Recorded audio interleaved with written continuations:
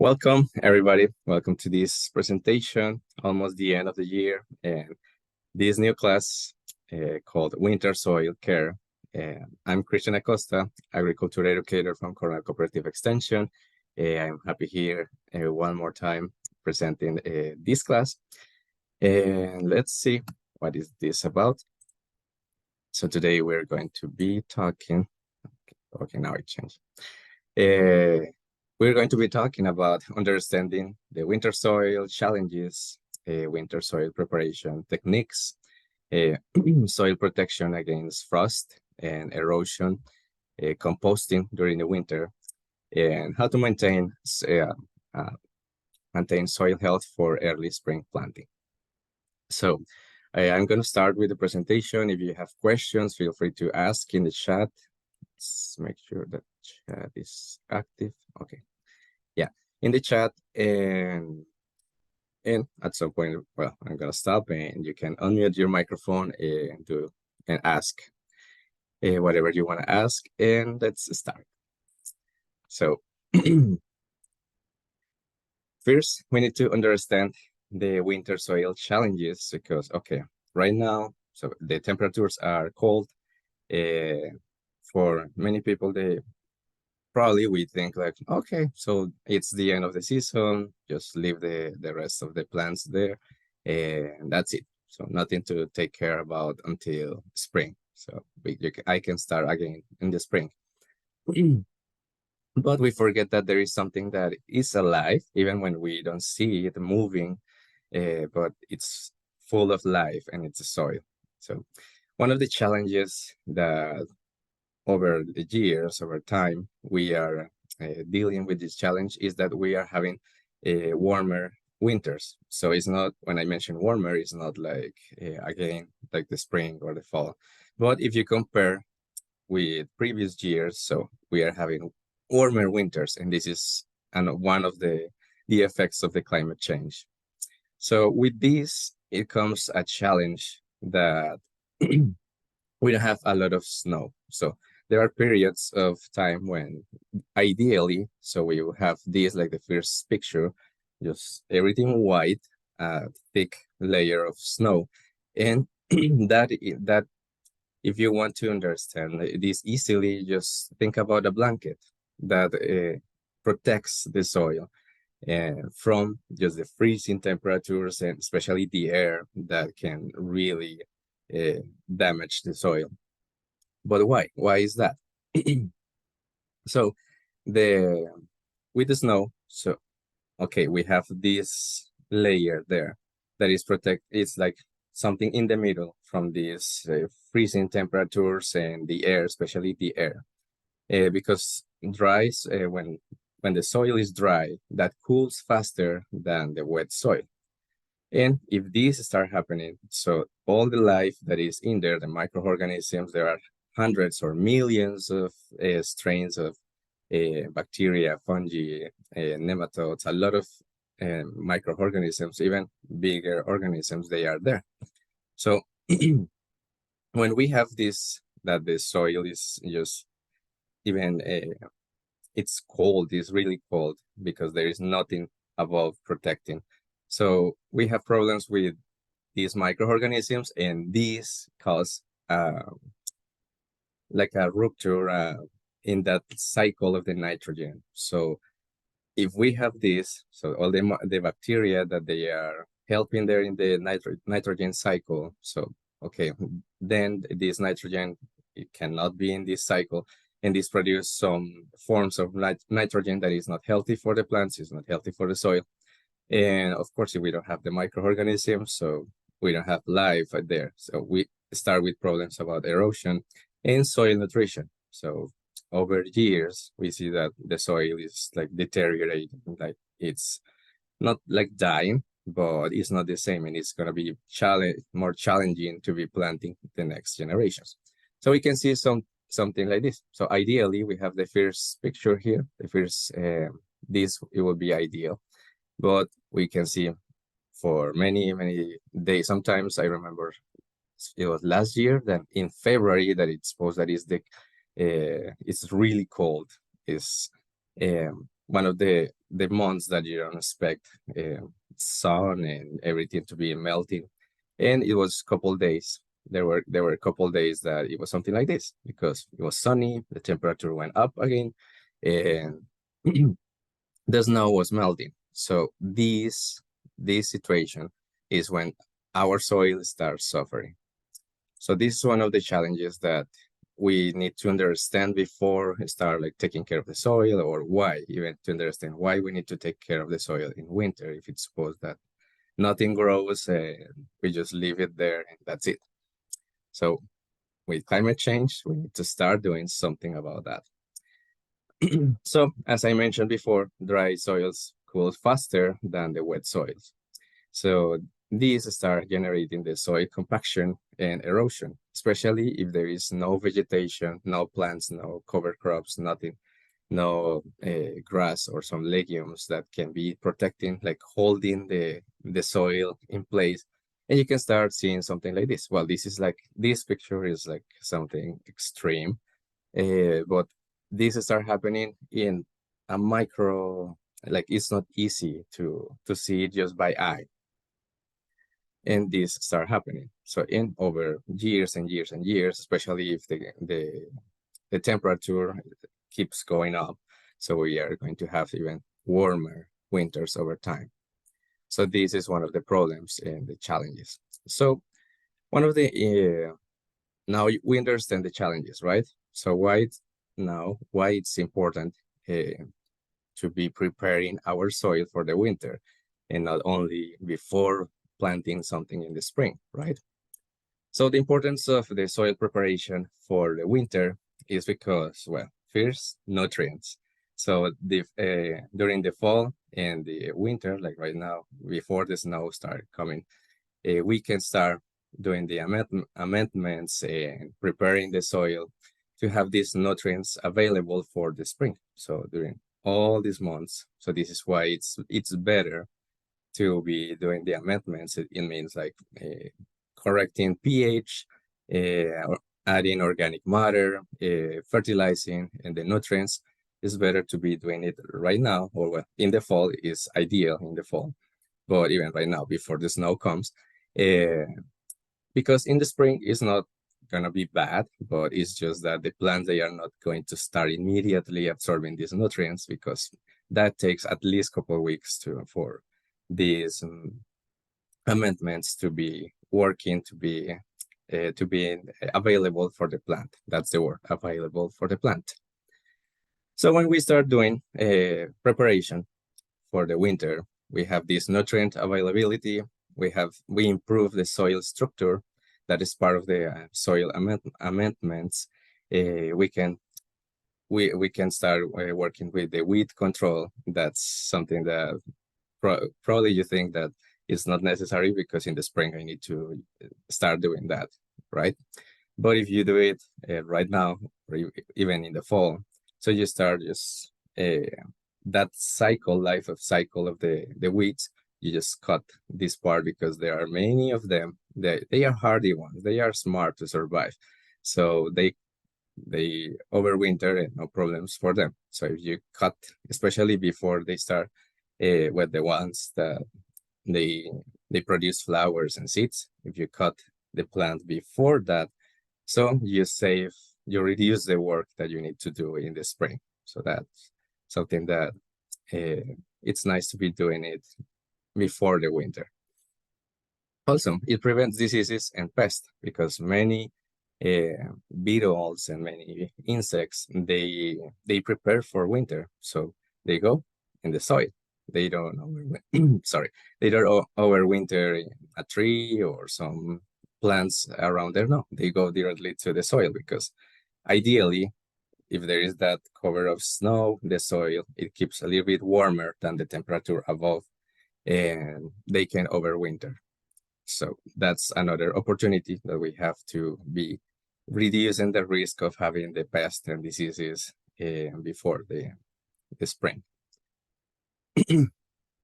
And also because if we prepare our soil, we keep in that temperature. The important thing here is temperature. So we need to keep some a higher temperature in the soil than the temperatures out. It means above just the regular temperatures. The wind especially, protecting from this cold air. So we can start working about cover crops, mulching, but we're going to be talking about that in the next slides. So we start thinking about proper techniques for winter soil preparation. Like, okay, I know that there is this challenge that I need to get ready for the spring, for the winter, and I need to prepare my soil. But how to do that, or what is the best way? Because there are many ways, and we are in New York State, so something that works in, I don't know, California, for example, it's way different, the temperatures and everything, than here, right? So it's not the same concept of winter.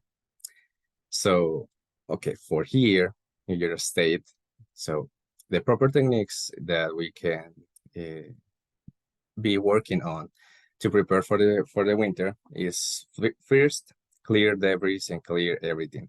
So usually we think that we need to do this in the spring, right? But if you do it right now, like I mentioned before, we prevent pests and diseases, especially about diseases that we have for example, the plants right now, like after the end of the summer, we have during the fall, the plants, they start dying. So sometimes we just leave the plants there, right? All the tomato plants and all these plants, just leaving the plants there. But this is the moment when they get weak and they start dying. And a lot of pathogens like fungi, bacteria, especially fungi, they attack the plant and they easily spread on the plant because the plant is not healthy anymore. So they start producing tons, like millions of spores. And these spores, they can be, again, they can go just fall in the soil and be just there, ready. In the spring, with the air, they just keep spraying. And this is one way to be just having this problem with diseases. So when we clean everything right now before the winter, so we avoid that. We are reducing the risk of having diseases in the next generation. And over years, that can be like even worse. So that is something that also it's saving money, right? It's making us save money. Because if we don't have problems with the plants next year about a lot of diseases or pests, so we don't need to be using products and spending time and money and effort because that's challenging, right? To be controlling pests and diseases. So clean everything right now, don't wait until the spring. So yeah. The second technique that we can be using, sorry, I feel dry in my throat. Okay, sorry about that. The second technique that we can be using is tilling the soil, but just lightly, just gentle, because we need to move the soil, and this helps for the air circulation, and this also helps for drainage, because that's really important to have a good drainage in the soil. But just lightly. So if you can do it with something like we can see here in the picture, or just by hand, or with a fork, with any tool that you want to use to just move a little bit with a hoe or something, just to move a little bit the soil, just like the first layer, but not too much, because remember that we need those microorganisms there to be alive. So just lightly, be gentle. It's just to improve the circulation of air and water to protect our soil in the winter.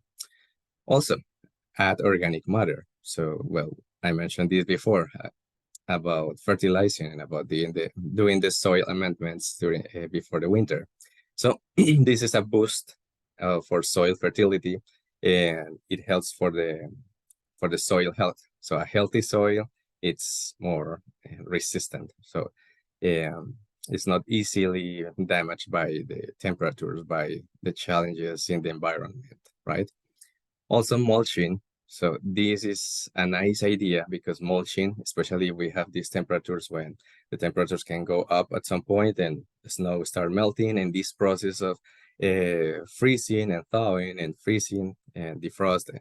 So mulching can help to provide that layer there, protecting the soil, keeping the water there, so that soil moisture there, and protecting also from the wind, so this freezing temperature. So that is a really nice idea about mulching. If you can do it, go for that one, mulching, and also protecting your perennials. So that includes mulching around the perennials. And if it's there are freezing temperatures, it's good to cover with some fabric, right? Talking about protecting the perennials, if always check the temperature, and the best friend that you can have is the forecast. So we need to take care about our plants. So I get a good amount of questions after the winter, because some trees, some bushes, even when it's supposed that they overwinter, when the spring comes, so it's like they are not coming back to life. They are just turning brown and dying. So what's going on? What happened? So yeah, it's also about the temperature, because yeah, many plants, they can overwinter. So if we are just something small in the garden, an example like sage, just one example, uh, sage can overwinter.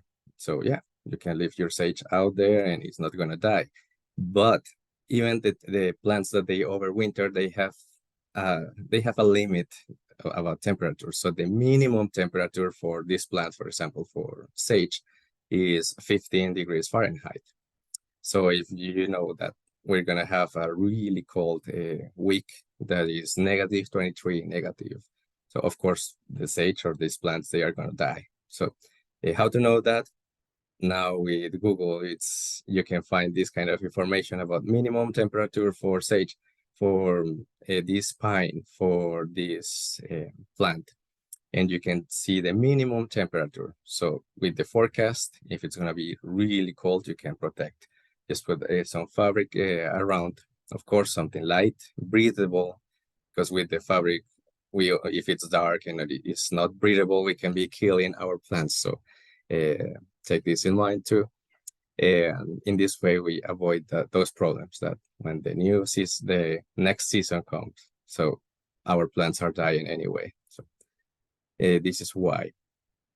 Also, to protect our soil, we can use cover crops. So if you have some legumes, some grass, uh, like clover, for example, clover, some different legumes, clover, beans. Well, the clover is more resistant than beans, for example.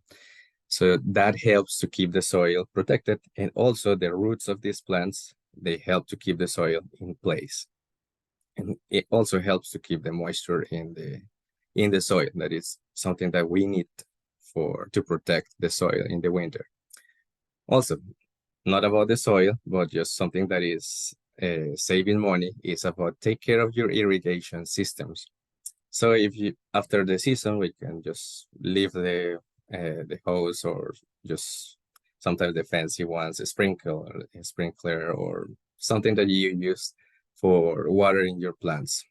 So of course, in the same way that you are concerned about the pipes at home, like not getting frozen, same with the irrigation systems, because this happens very often. And is that it's the end of the season, that's fine to be there. And then the winter comes, and if there is water inside of this irrigation system, so that happens like when you put a glass of water and you put it in the freezer. So that expands and breaks the glass, right? Same concept. So that's why it's not that the irrigation system that you got is just the company is terrible quality, and especially this can damage your irrigation systems.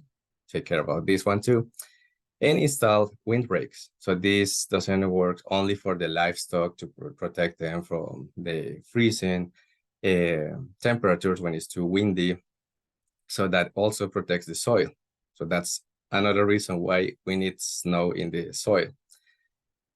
So with the windbreaks, we avoid that problem about just allowing the soil to be totally exposed to these freezing temperatures. Okay, now some tips for incorporating organic matter into the soil. So it's really important, like I mentioned, to be incorporating some organic matter that boost the nutrition in the soil, and how to be doing it. So okay, so you can start using compost. So if you like being composting, you know that cycle, right? You can be composting all year round, and in the fall or right now you can start adding that compost to your soil. That's a rich source of organic matter. Also, if you have animals, you have livestock, so you can use a well-rotted manure. If you just have a small garden and you don't have like cows or horses around, you can find this cow manure or horse manure in the stores. That's already processed and ready to be used in the garden. So you can buy this one, or in local greenhouses, they also have this product. So remember to support local businesses. And you can start incorporating this to your garden, and your plants are going to be happy and grateful with you in the spring and the next summer. Also, organic mulches. So I understand that there are some mulch that it's from recycled tires or some materials that they can last for a long time. But the advice, especially about soil nutrition and the plants, is go for organic ones. So I know that you have to apply again at some point, but it's nice, it's eco-friendly, and the plants also benefit from this. So like straw, wood chips, even just the shredded leaves, you can create your own mulch during the fall.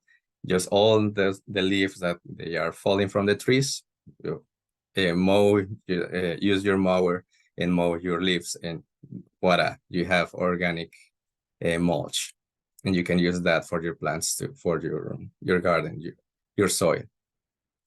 Also, I mentioned the animal manure, right? Cows or horse manure. You can also use green manure. So during the season, you can start, for example, if you have a good space, you can use a space only to be growing some legumes, alfalfa, soybeans, beans, regular beans, clover, and all this green material that can be that green manure that you harvest, and then it goes directly into the soil. That also provides that organic matter and provides a lot of nitrogen for free, because most of the fertilizers, we buy fertilizers to get mostly what? Nitrogen, right? So we are getting these nutrients for free or very low price compared with fertilizers in the store. And rotating crops. So crop rotation is wonderful, and we all always talk about this. And you see that even for the soil, it also helps for the soil health. And because rotating crops that diversify the different types of organic matter, the extraction of the nutrients from the plants is different if we keep rotating. So the soil benefits from this. Also, some plants, they don't only get the nutrients from the soils, they can also give some nutrients to the soil and improve it depends their root system. They also can help with the soil structure. So this is also nice about rotating crops. And like we were talking in previous classes about preventing pests and diseases, and is resistant to pesticides, for example. So this another benefit from rotating the crops. And like I mentioned before, amendments in the fall, they also help to provide this organic matter into the soil and be ready for the winter and get ready for the spring. So the soil protection against frost and this erosion, these freezing temperatures that I was mentioning before about protecting, the best way is the natural way, and it's the snow. So let it snow. In the market, you can find sometimes like some covers or something like to be removing easily the snow when it's not from especially about the garden, is not necessary. It's not like if you have a thick cover of snow, it's gonna damage your soil and kill you everything there. No, the opposite is gonna protect your soil from very low and extreme temperatures. And if there is no snow, so like I mentioned before, mulching, cover crops, the windbreaks. If you want to buy some frosted blankets or just the typical row covers, that is this black material. It can be fabric, it can be synthetic materials that you can use to cover your garden area and protect, especially when there are this variation in the temperature. So that helps. And ideally, snow. If you have a good amount of snow, you're lucky to have that natural protection for free and without any work that you need to do. Just naturally let it snow. We talk about mulching, and I have been mentioning a lot mulching today, right? So why to be mulching for the winter? And like I mentioned before, this is it helps for the temperature regulation. It reduces the frost heaving. So what is the frost heaving? Probably some of you know about this, or you have heard about this before. It's something like we can see here in this picture. So this happens when it's this cycle between very low temperatures and is freezing and thawing, freezing and then defrost again. So these start like moving the soil, especially if it doesn't have a good drainage, a good texture. So the water starts just going around the soil, at some point getting frozen again. So it expands. So it starts moving. It's like if something were pushing the soil up and like moving like an earthquake or something moving that layer of soil. So it's actually not an animal, it's not anything there, it's just this cycle of the temperature and the water getting frozen and then defrost. So this can be this damage our soil, right? And the life in there in the soil. So when we provide some mulching, we know that we have this problem about the snow and this freezing and thawing cycle. If we start mulching, we can avoid this problem. Even if we have that problem, it's just lowering that risk. Also, when we mulch, we keep the water there, the moisture there. Remember that dry soils, they cool faster than the wet soils. If you are like really concerned about very, very, very low temperature and there is no snow in the garden, you can water the garden just with the hose or a water can. You can be watering that area, and in this way it protects a little bit the soil, because it's worse if it's completely dry. That's another benefit from just the snow, just the natural blanket, that snow, because it provides that water to keep the soil moist, not totally damp, because of course we don't want to create an ice rink or something like that. No, we don't need to create ice cubes. We need just to keep the soil with some moisture in. Of course, this protects against extreme temperature. This helps for the weeds, especially for the next season. And it also helps for prevent the soil compaction, because that also can happen during the season. That's one of the tips about being tiling a little bit, or just moving the soil, just the first layer of the soil, so we avoid that compaction. Now, composting during the winter.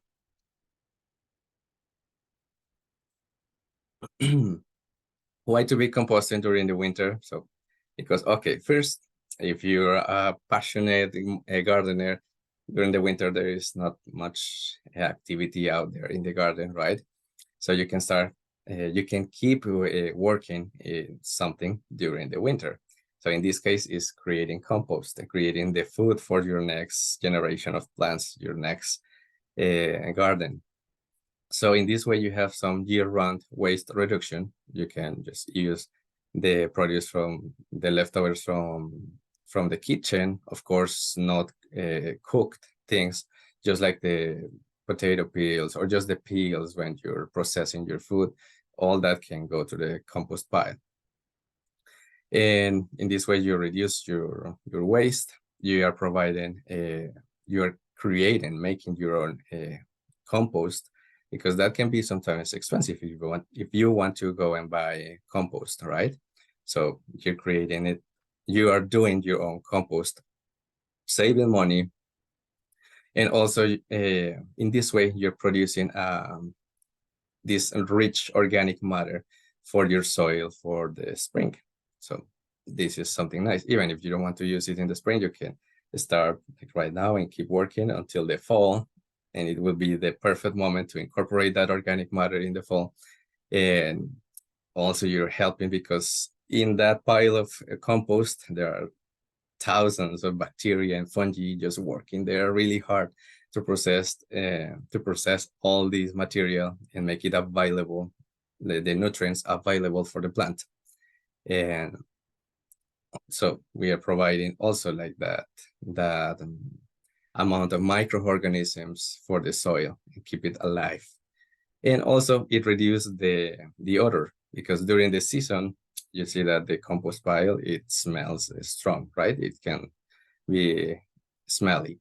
But during the winter, so the bacteria and the fungi, and they are doing it very like slow. It's not the same like when it's hot out there. So the smells, you don't have much problem about this composting during the winter. So some tips to be composting during the winter, and is first, choose your appropriate location. So even when it's very cold and there are freezing temperatures, so still the compost pile can benefit from the sunlight, direct sunlight. So choose this appropriate location. And we need that radiation from the sun because all the microorganisms working there, they enjoy that and they benefit from that. So that's something nice about putting your compost pile or the bin, these rotating ones, or just in a bucket. You can create multiple ways to be composting. There is a class that if you want in the YouTube channel, you can see that the name is Compost 101. It's how to start composting, even if you have small space, if you're in an apartment, etc. So whatever that you decide to be composting in buckets or the method that you want, keep it in the sunlight if possible. That's something nice for the microorganisms. Also, insulate the pile in the same way that the soil needs the snow or the mulch or something protecting the soil. Our compost also needs something protecting. So you can use a straw, for example, just a straw on top of the compost bucket or the compost pile. This is not a problem with the compost bins, and I'm going to explain that why in the next slides. Also, a balanced ratio between green and brown materials. So how is that? So where, for example, all the produce from the garden, so the tomato plants, the pepper plants, all these leaves that you collect, you can put in the compost pile. And okay, if you have that, so then the same amount of green material, now you find the same amount about brown material. So it can be, for example, the leaves right now, the leaves from the trees. So this is this brown material, and keeping like a 50-50% ratio between the green material and brown material. And about the leftovers from the kitchen, the peels, that's no problem. You can keep adding those ones there. Of course, because we don't have high temperatures, these bacteria and fungi, they will take way longer. If you just put everything, for example, squash that you don't want to use for cooking, so just throwing the full squash in the compost pile, that's going to take a long time because the temperatures are very low, so they are working slower decomposing this material. So something that you can help these microorganisms is chop in smaller pieces. So in this way, it's faster to be composting. And even during the winter, we think that probably it's too cold, so we don't need to be rotating, turning the compost pile. But it can be really hot inside. So still, even outside can be really cold, but inside in the middle, the core of the compost pile, it can be really hot. So make sure that if you're using a thermometer, a mulching thermometer, composting thermometer, it's just a regular thermometer, but with a longer stick. So you can measure the temperature inside of the compost pile and make sure that is in between 141 here, 141 and 155 degrees Fahrenheit. Between this range of temperature, you're good. Your compost pile is good. So now, how to maintain soil health for early spring planting. So these are a few tips that you can see here in the screen. And is first soil testing. So before the soil is frozen in the fall, it's ideally, but right now, if you still have the soil, you can do it, and it's soil testing. So in this way, a full analysis, not only pH, so full analysis that's going to tell you everything about the soil. And if you're planning, for example, vegetables or flowers or something for next year, so you know what you need and what you don't need to be applying or adding to that soil. So in this way, you also reduce, you save money, because if you don't need a lot of nitrogen, so why to be incorporating a fertilizer high in nitrogen, right? If you just need, for example, potassium and not nitrogen. So this is the best way to know exactly your soil health.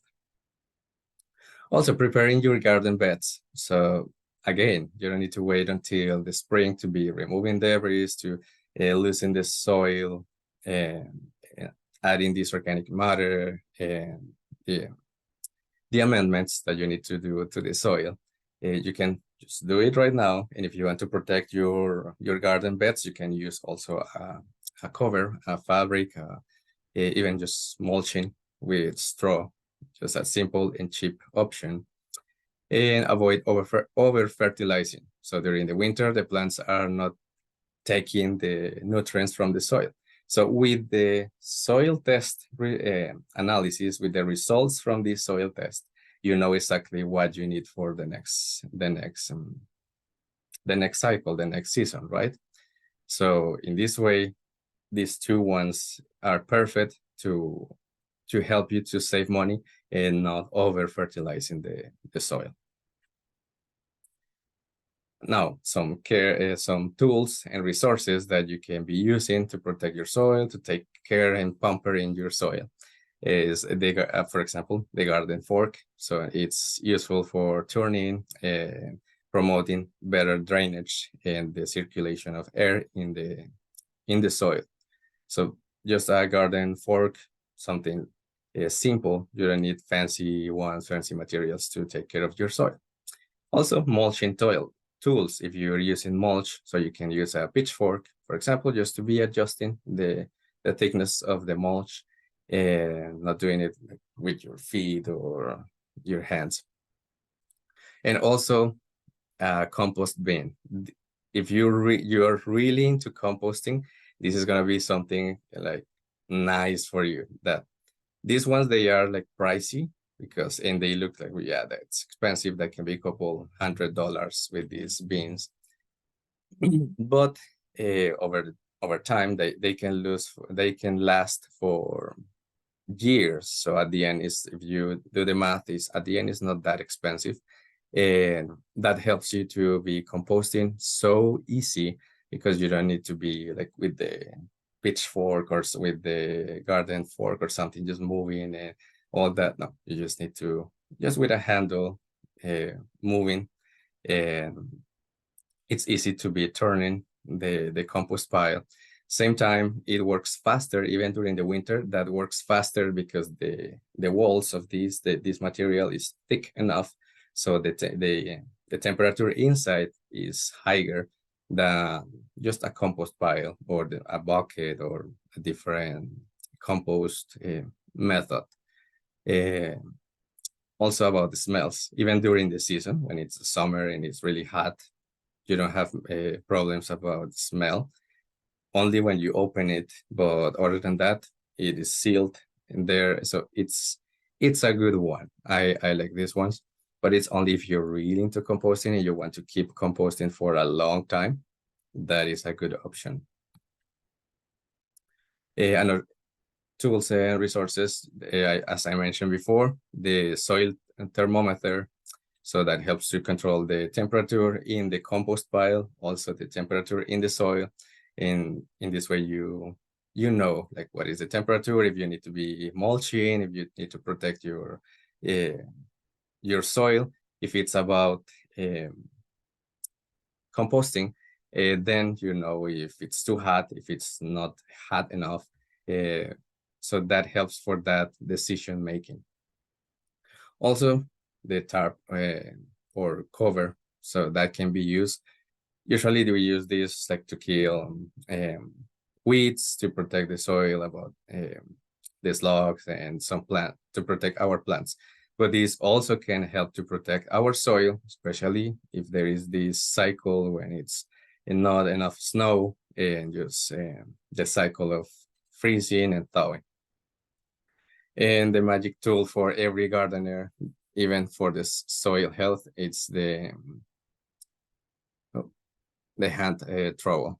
That's handy one for planting, to working with the soil. If, like I mentioned, if you need to be tiling the soil a little bit and it's just garden beds, with this you can be doing that. Simple, easy, and it's not expensive.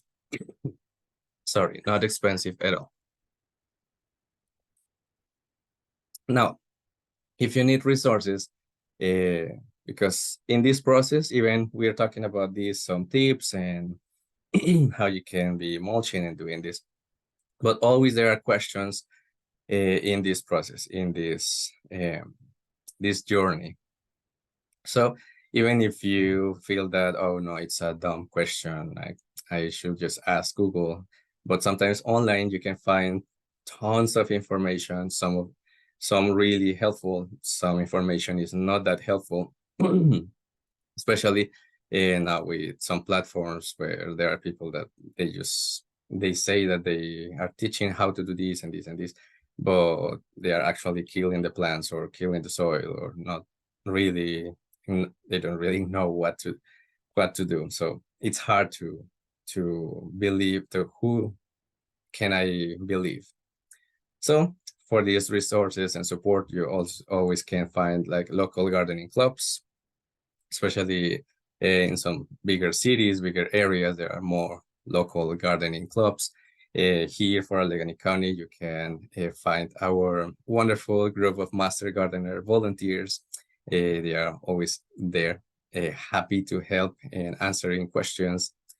And of course, the Cooperative Extension Office, offices, community gardens, university resources. So here I'm presenting to you this one that is the Cornell Garden-based learning. And this is a website, this is a compilation of information, that library online that you can also use for material, for resources that they are available. So with this QR code, or just Googling the Cornell Garden-based learning. Cornell University also constantly keeps producing these resources for free. So some of them, they are paid ones, like some gardening courses, for example, but there is a lot of material that it's for free, and you can trust these sources because, of course, they before they write that article, that book, that something that you see from the Cornell University or the garden-based learning, there is a lot of research and study, and a lot of people, a big group working on that. So it's a reliable source. So, okay, this is like sometimes it's challenging for me just trying to put a lot of information in a short presentation. So I know that there are questions, something that probably we didn't mention and you expect. So feel free, if you have questions, feel free to ask in the chat or unmute your microphone and ask right now. Yeah, Christian, I have a question, an ongoing question every fall, especially as it's getting warmer. I'm still harvesting, so I have plants in beds, but I want to protect them with a cover crop, but I can't really see anything that would germinate now, except maybe winter rye, which comes with its own challenges come springtime. You know what I mean? What would you suggest if I'm not pulling out plants, say, until Thanksgiving time or beginning of December, and I want to put something in there? Yeah, it's good and helpful, like during the season and during the fall too. For example, clover. Clover is hardy one, but to start the plants, like to start the cover crop to be strong enough for these cold temperatures, you need to start like before, during the season, or even start in fall. So you have a strong cover crop there for the winter. So right now it would be challenging, but I always mention, if I don't know the answer like right now, I take the question, and if I need to even ask experts in especially soil cover crops, because each one has its own specialty.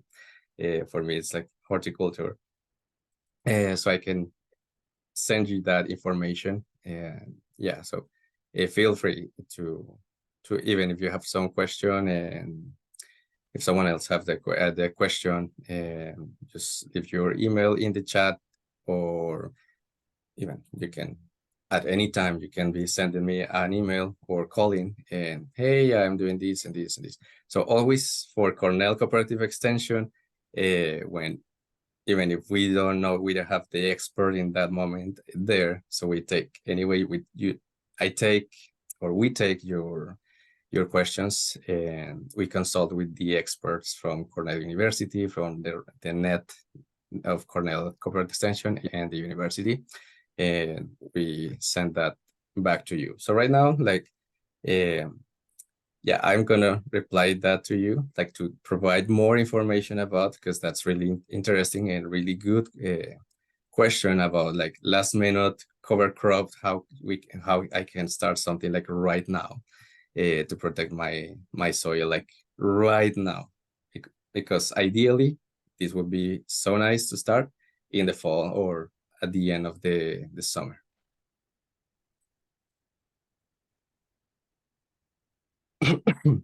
Sorry. In the chat we have another question. So Jackie asked, I have access to chicken and rabbit manure. Is that okay too? Yes, but not fresh.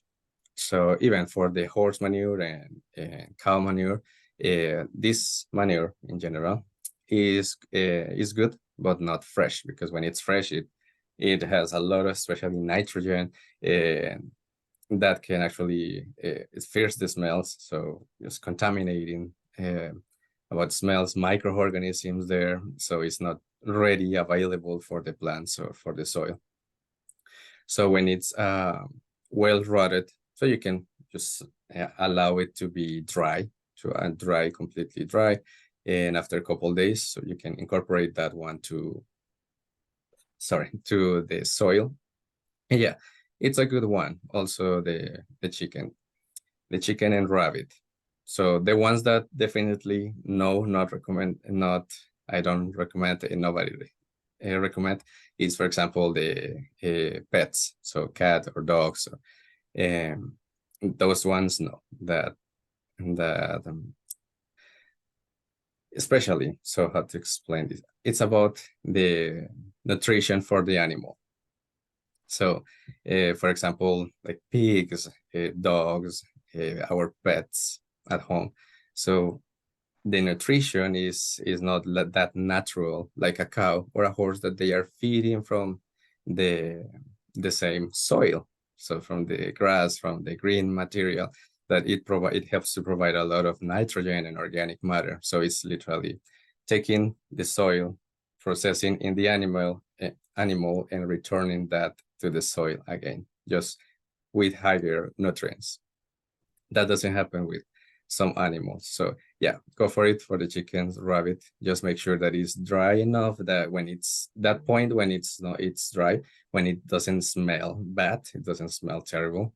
The color or also change. It's like getting that brown, like soil like texture and appearance. That's the moment when you know that it's ready to use. Yeah, just avoid pets manure.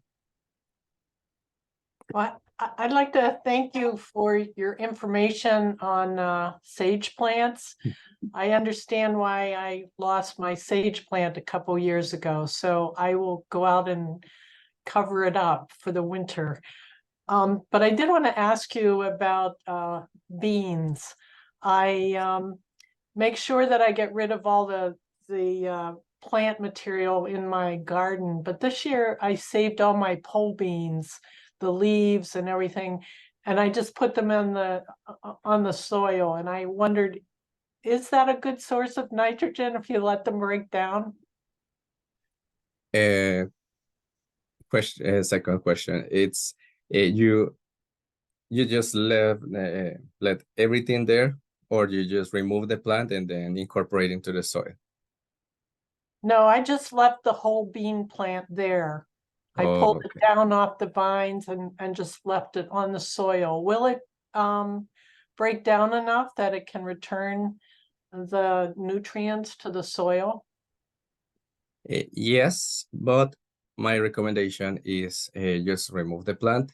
If you can do it, just chop it. Just with the hose, you can be with the hoe. You can chop that plant a little bit, and always try to put it try to incorporate to the soil, like something on top of it, because as I mentioned before, when you leave the plants there, just over the soil and just there, yeah, the nutrients, they can go back to the earth, go back to soil. But the risk doing this is because the microorganisms, especially fungi. So the fungi, it's like the perfect moment to attack the plant and to be growing on top of the plant, because the plant is just very weak and dying. So this is the perfect environment for them to be producing a lot of spores. And the spores, they are like, you want to think about, so the spores is like that seed from the fungi, and that can be challenging over time, because you're going to be fighting more with diseases, with fungi, mildew. So that's the reason why, yeah, it's a nice practice, but cover with the same soil, incorporate to the soil. Okay, thank you.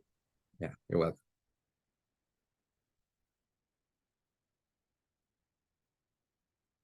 You have more questions? If not, it's okay right now.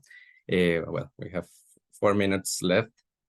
Yeah, 4 minutes left. Yeah. So if you have more questions anytime, remember that we are always happy to help. This is my email and phone number from the office, Cornell Cooperative Extension, Allegany County.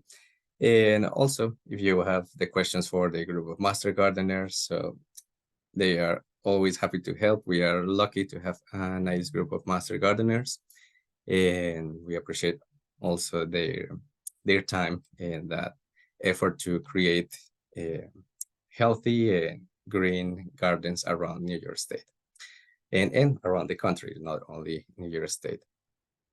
So if you have questions anytime, feel free to reach out at any time. Do you have some question?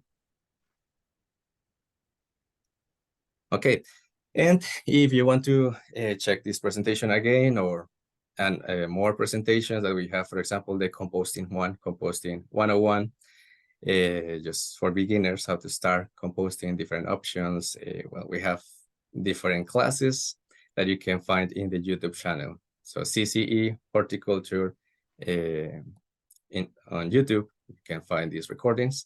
And well, thank you for being here. I'll see you in the next presentation, the next class. Have a great day. Enjoy your weekend. Thank you, Christian. Happy Thanksgiving. Thank you. Oh yeah, happy Thanksgiving.